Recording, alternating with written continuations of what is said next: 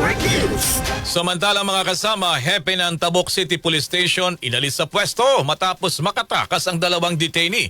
Detalye mula sa FM Baguio kay Idol Jayan Calis. RMN Live Report.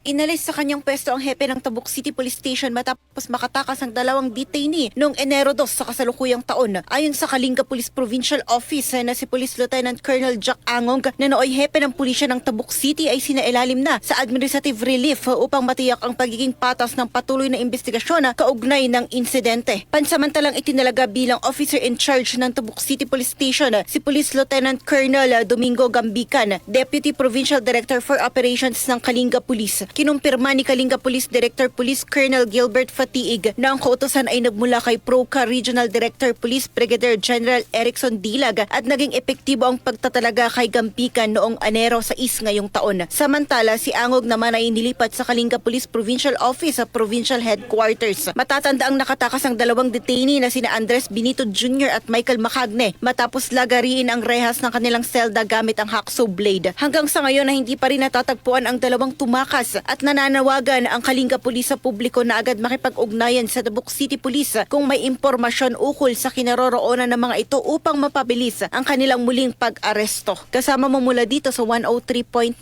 IFM Baguio, ito si Idol Jayan Calis, Tatak, RMN. RMN Network News.